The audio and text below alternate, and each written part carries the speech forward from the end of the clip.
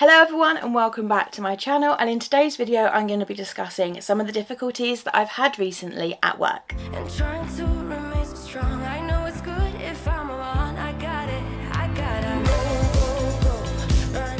So I did try to film this video the other day and it failed.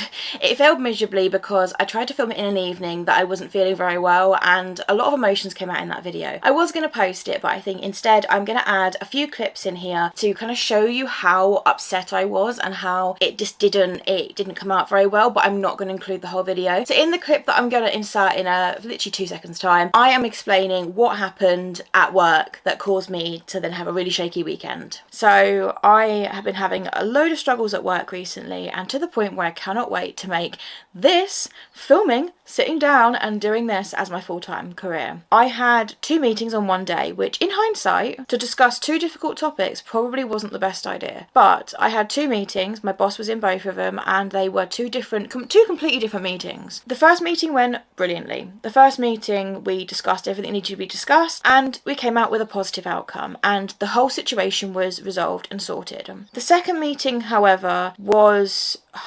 extremely hard for me. I had a panic attack, and I had my first panic attack in 18 months.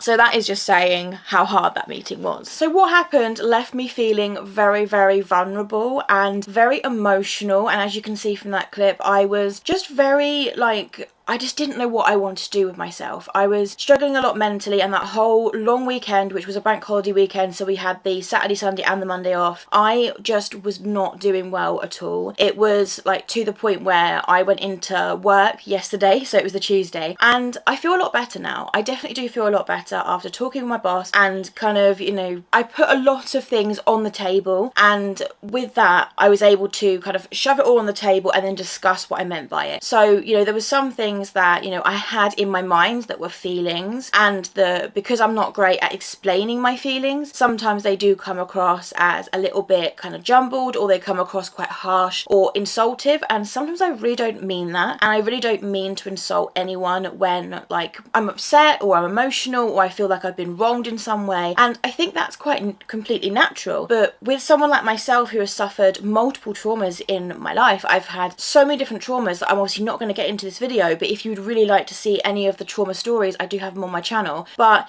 it's one of those things that alters the way that I react to difficult events in my life. And basically throughout the rest of the video I was just discussing the importance of my financial situation and just going into a little bit about the fact that I'm in debt, that I'm trying to clear some of my debt. It's not, I suppose, traditional debt, but it is classed as debt because I'm currently in my overdraft and I'm trying to get out of my overdraft, and I'm trying to be in a positive, when you've got a positive balance after payday and then you try not to slip too far into an overdraft, and then eventually you get to a point where you're always in positive and you don't slip into the overdraft. Well, that's my big financial goal for this year of 2023. And so I was explaining the fact that if I was to give up the position where I'm currently working, I would be worse off financially because YouTube doesn't pay me. And I did mention that a lot throughout that video, and I feel that that's less of an important point to make in respect to how this has affected me mentally. It was just because I was spiraling and I was struggling to kind of juggle a lot of the feelings that were going on. I was like, well, if I leave I'm going to struggle financially, but if I stay I might struggle mentally. But thankfully I've gone into work yesterday and I feel a lot better. I feel so much better in terms of sort of how I feel and what happened, and I feel that the air is cleared, and I feel that I'm going to be able to draw a line underneath it, and I'm going to be able to move on from this instant now. But I just wanted to tell this story because it does affect the way that I react in certain situations. Sometimes I will react over the top or